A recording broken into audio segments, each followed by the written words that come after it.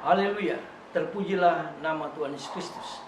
Kembali bertemu dengan saya Pendeta Jonathan F. Lupulalang pada hari Jumat tanggal 15 April tahun 2022. Mari kita minta pimpinan Roh Kudus untuk pembacaan dan pemberitaan firman Allah. Mari berdoa.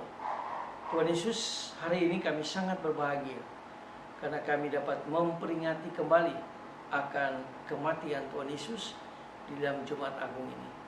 Biarlah Tuhan Engkau mengurapi hamba-Mu yang akan menyampaikan firman-Mu, dan juga para pendengar firman Allah. Tuhan juga memberikan penerangan daripada Roh Kudus, dan Roh Kudus memampukan kami semua untuk kami dapat melaksanakan firman Allah ini. Dalam kasih dan pengampunan Kristus, Gembala kami yang sangat baik, Juru Selamat kami, penebus dosa kami berdoa.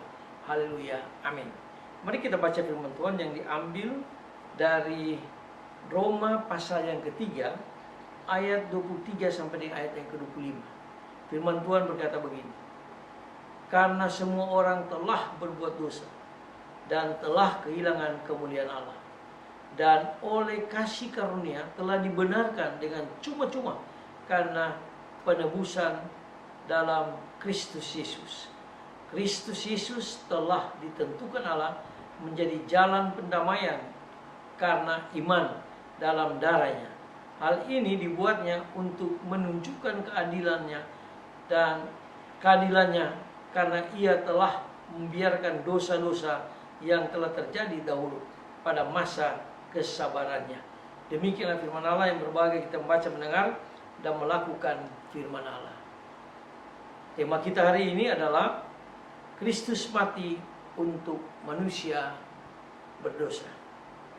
Nah, saudara-saudara yang saya kasih dalam Kristus, perayaan Jumat Agung yang kita rayakan hari ini mengundang kita untuk merenungkan sengsara dan kematian Tuhan Yesus. Bacaan hari ini atau bacaan kitab suci hari ini menggarisbawahi ketaatan dan penderitaan hamba, yaitu Kristus Yesus yang menebus semua manusia yang berdosa.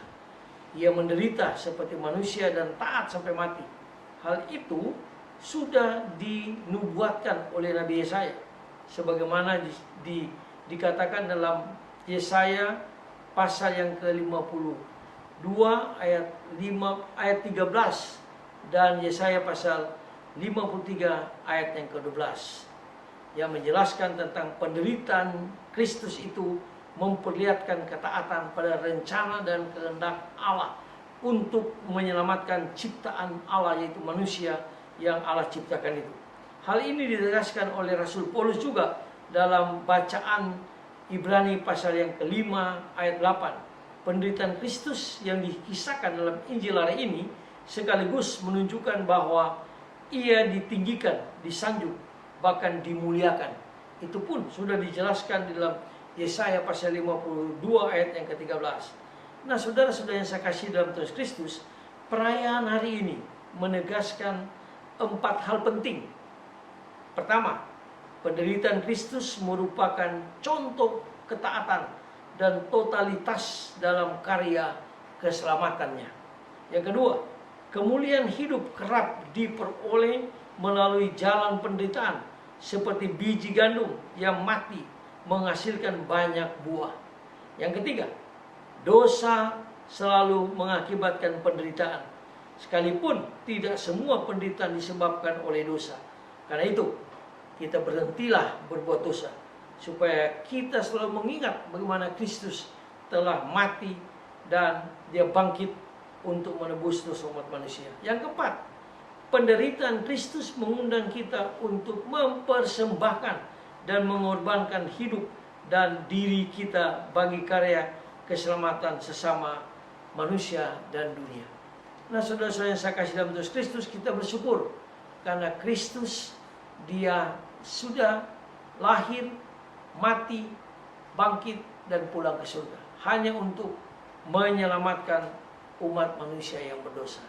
Mari kita yang sudah ditebus oleh Kristus, kita memberitakan kasih Kristus kepada dunia, kepada orang-orang yang belum percaya pada Kristus. Mari kita berdoa. Tuhan, terima kasih kalau hari ini kami diberi kesempatan untuk memperingati hari kematian Tuhan Yesus. Kami bersyukur karena Kristus sudah menderita hanya karena kami orang berdosa. Biarlah kami diselamatkan oleh Tuhan dan kami membawa keselamatan itu kepada orang lain. Dalam kasih dan pengampunan Kristus kami berdoa bersyukur. Haleluya, amin. Terpujilah Kristus, sampai kita berjumpa kesempatan yang lain.